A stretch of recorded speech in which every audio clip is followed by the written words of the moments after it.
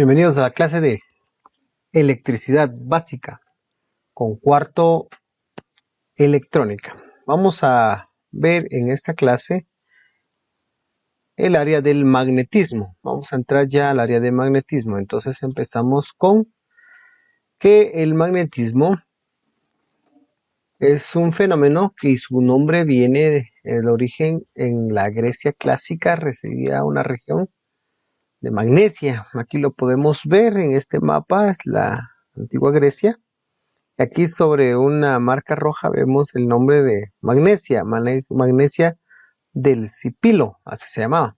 Pues ahí abundaba esa piedra negra, ¿verdad? Que tenemos aquí, que es la magnética, una piedra negra o piedra imán capaz de tener objetos de hierro y por contacto similar. Entonces aquí está esta, por eso se le llama magnetismo, ¿no? Por este tipo de piedra.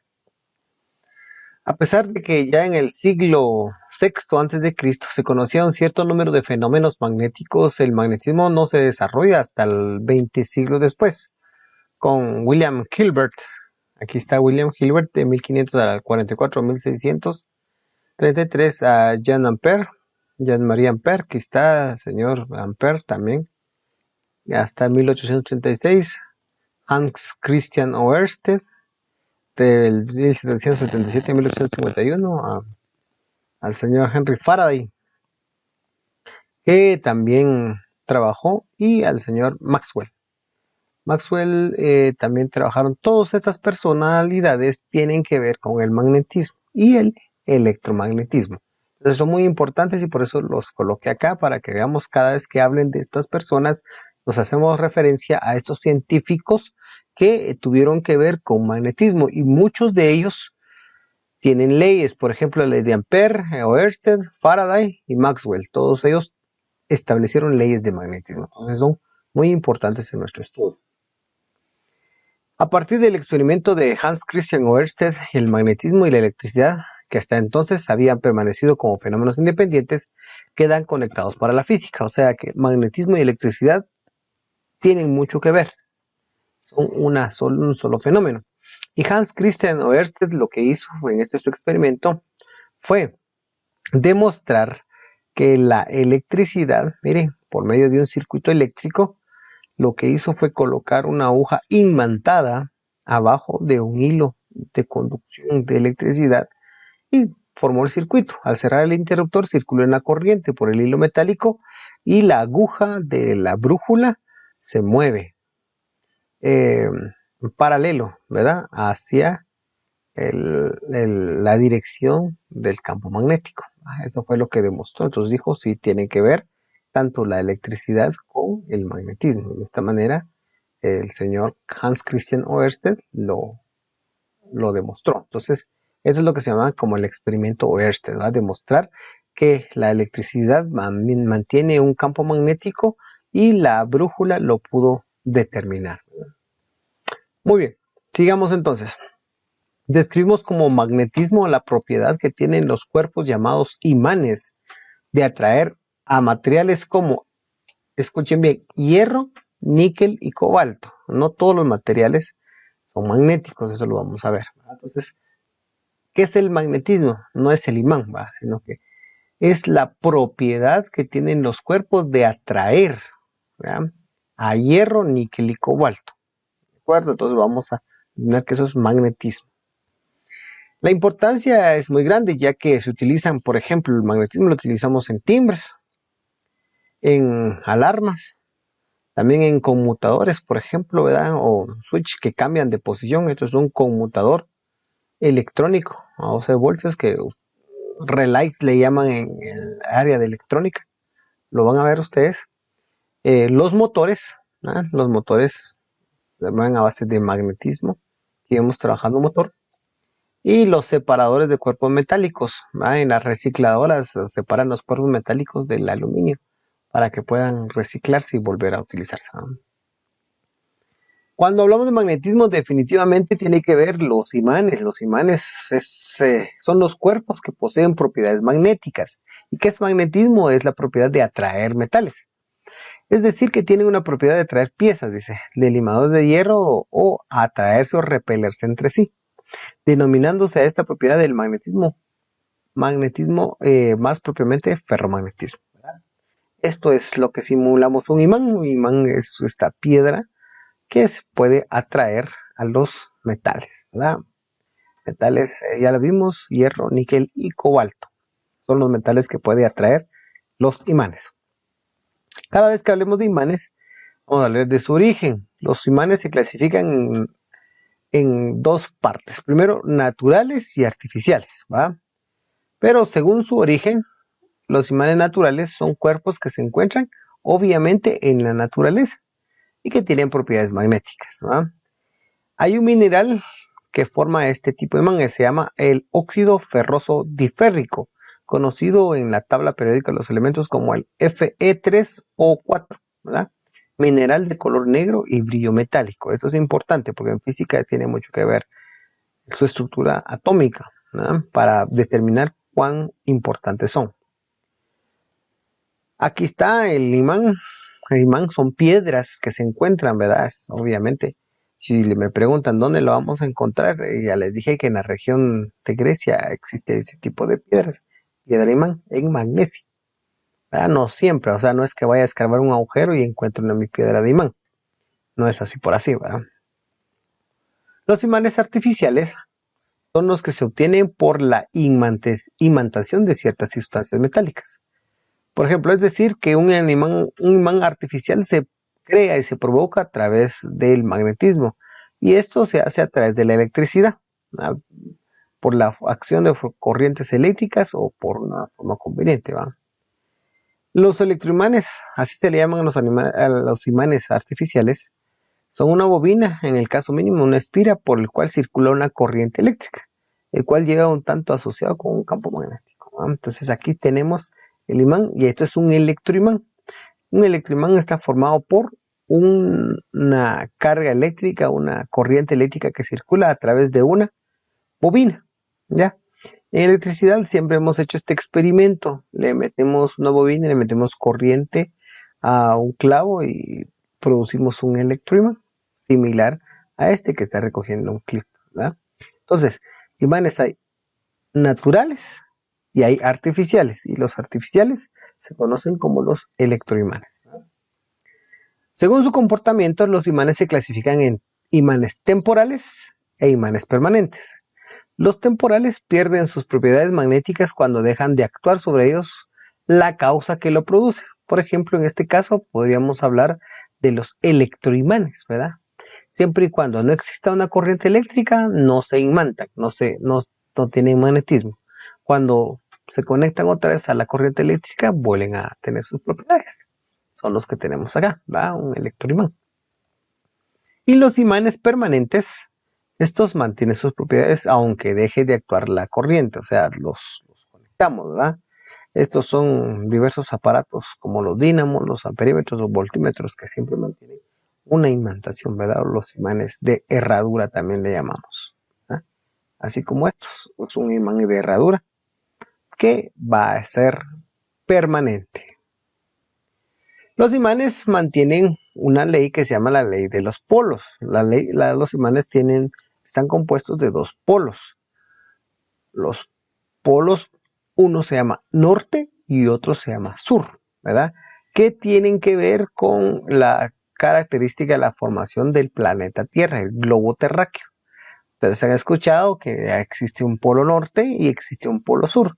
En sí, la Tierra es un gran imán, ¿verdad? Que mantiene el equilibrio por medio de la fuerza magnética, la cual hace que no nos salgamos de nuestra órbita, la cual estamos circulando y tarda 365 días para darle la vuelta al Sol, ¿verdad? Esta es la fuerza que nos mantiene pegados a esta órbita, ¿verdad? Entonces, de ahí se deriva que un imán también tiene un polo norte y un polo sur. De esto surgió una ley que se habla la ley de los polos. Y la primera ley es acerca de la ley de atracción, como vemos en esta figura.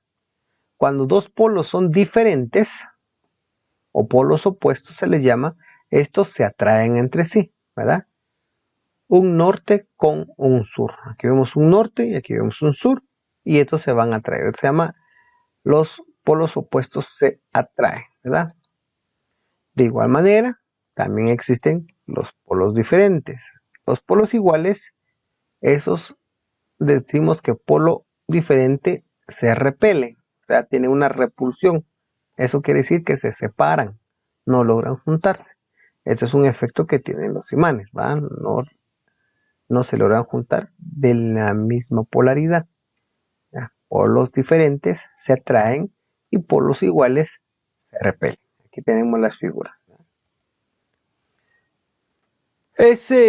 Los polos son partes inseparables de los imanes. O sea, es imposible aislar los polos magnéticos de un imán. No existe solo, voy a partir un imán en dos, tengo solo el polo norte y solo tengo el polo sur. No existe, ¿verdad? No es posible obtener un imán con solo un polo. Semejante al cuerpo cargado de electricidad en un signo, ¿va? Un imán es un dipolo magnético, ¿ya? Si yo quiero cortar acá, siempre me va a aparecer un polo norte y un polo sur, ¿verdad? Vamos a cortar por la mitad del imán, nos aparecen dos. Corto estos dos, me aparecen tres. Me aporto otros dos, me aparecen cuatro. Definitivamente nunca, nunca, nunca puedo yo dividir los imanes en solo norte o en solo sur. Siempre se van a convertir en pequeños imanes. Todo imán está rodeado por un espacio. Este espacio es donde se manifiesta, los efectos magnéticos, o sea, la fuerza de atracción. Solo conlleva un espacio, no es que esté todo lo que se le acerque.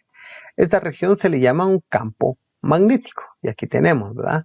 Este imán, aquí vemos estas líneas, por muy grande que sea, de todas maneras, tiene solo un largo espacio, puede ser fuerte, ¿va? Pero solo un espacio en donde actúa la fuerza magnética. Supongamos que llega a esto, a partir de esta línea, o de esta línea, ya no es posible que el imán pues atraiga a los metales, ¿verdad?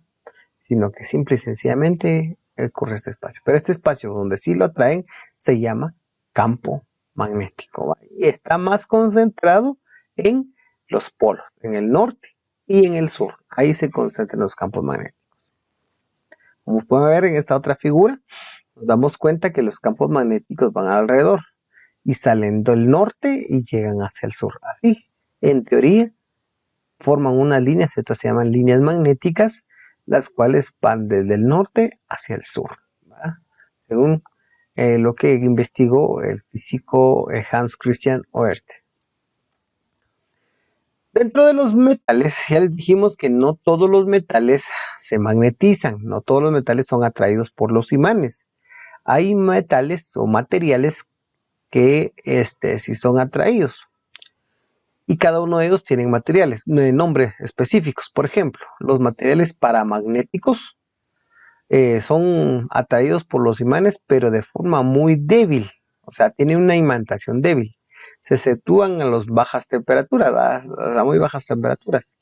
Es posible imantarlas, o sea que estos materiales, si las alteramos, pues podemos utilizarlos como unos buenos materiales, ¿verdad? Pero pierden rápidamente la característica una vez se ha retirado el imán. Algunos materiales paramagnéticos son el aire, el aluminio, el magnesio, titanio, wolframio, manganesio, paladio y el oxígeno, ¿verdad? Todos estos están en la tabla de los elementos. Y sí, muchos son minerales. Por ejemplo, aquí tenemos una piedra del titanio, el aluminio que también viene así en forma mineral, y el wolframio, ¿va? El wolframio, que es otro sistema. El wolframio es lo que llamamos nosotros también tungsteno, que es lo que utilizan para hacer las resistencias de los focos. Así es como aparecen estos materiales. Entonces los materiales paramagnéticos se magnetizan, pero muy débiles, ¿verdad? Es muy poco. Muy bien. Luego tenemos los materiales ferromagnéticos. Estos son los que se magnetizan de mejor manera, ¿verdad? Son atraídos intensamente por los materiales, los imanes, perdón. Estos sí se magnetizan, esos sí son bien atraídos. Estos materiales estos se ordenan. ¿Qué pasa cuando un imán atrae a un material?